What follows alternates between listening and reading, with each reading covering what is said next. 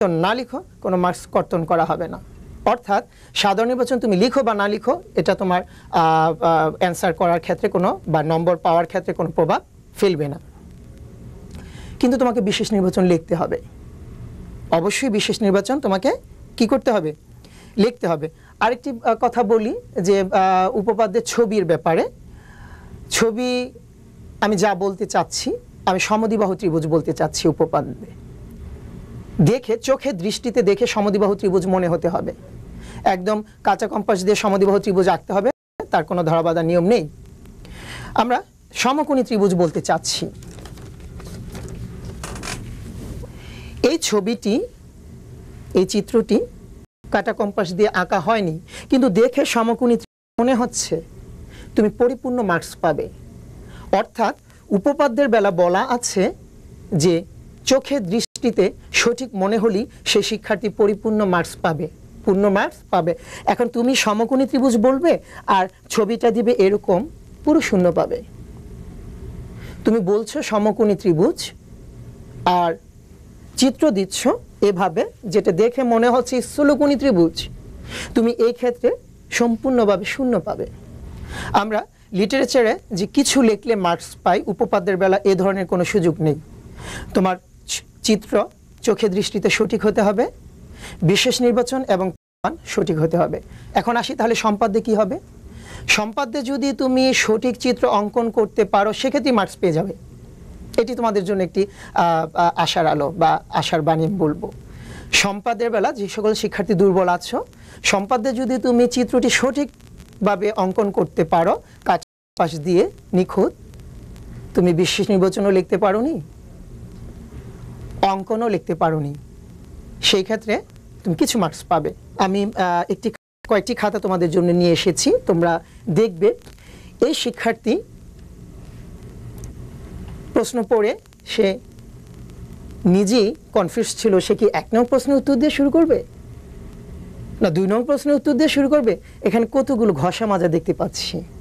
তার মানে এই প্রশ্নের উত্তর সে নিজেও জানে না যে আমি সঠিকভাবে উপস্থাপন করতে পারবো কিনা, শুরুতেই গলদ। আবার এখানে দেখতে পাচ্ছি যে শিক্ষার্থী যে লেখাটি লিখেছে, আমরা কিছুটা অস্পষ্ট লিখেছে ঠিকই, কিন্তু অস্পষ্ট হয়ে গেছে কেন? সাইন পেন সে ইউজ করেছে। আমি এর আগের প্রোগ্রামগুলোতে তোমাদেরকে বলেছি সাইন পেন ইউজ করা থেকে তোমরা বিরত থাকো, খাতার সৌন্দর্য বৃদ্ধি পায়। অনেকের ধারণা সাইন পেন ইউজ করলে খাতার সৌন্দর্য বৃদ্ধি পায়। বন্ধুরা, খাতার পৃষ্ঠা চুষে যায়। দেখো এই শিক্ষার্থী অপর পৃষ্ঠাতে সাইন পেন ইউজ করেছে, দেখতে পাচ্ছ নিশ্চয়ই তোমরা টিভি স্ক্রিনে। এই সাইন পেন ইউজ করার কারণে তার এখানে খাতা চুষে এই লেখাটি নষ্ট হয়ে গেছে, অস্পষ্ট হয়ে গেছে। তাহলে এই ক্ষেত্রে তোমরা কি করতে পারো? এই ক্ষেত্রে আমি তোমাদের জন্য আরো কয়েকটি খাতা নিয়ে এসেছি। এই শিক্ষার্থী এখানে নীল কালি দিয়ে লিখেছে 1 নং প্রশ্নের উত্তর, অথবা কত সুন্দর লাগছে দেখো, সে কালো কালি দিয়ে উত্তর করেছে। 3 নং প্রশ্নের উত্তর সে উত্তর করতে গিয়ে চিন্তা করেছে যে আমি এটা উত্তর করব না, একটি দাগ দিয়ে কেটে দিয়েছে। আরও আমার কাছে ভালো লেগেছে যে বক্স করে সুন্দর করে একটি দাগ দিয়ে কেটে দিয়েছে, খাতার সৌন্দর্য ঠিকই বজায় থাকছে, নষ্ট হচ্ছে না। আবার 3 নং প্রশ্নের উত্তর খ নীল কালি ইউজ করেছে, কালো কালি দিয়ে লিখেছে। আর এখানে যে শিক্ষার্থীর কথা আমি বলছিলাম তোমাদের উদ্দেশ্যে, এই শিক্ষার্থীর দেখো ভুল তো তার মানুষের হবি, শিক্ষার্থীদের হবি, তো ভুল হলে এভাবে কেন হতেই পারে, এ ধরনের ঘষা কেন? অবশ্যই পরীক্ষক এতে বিরক্তি ফিল করেন।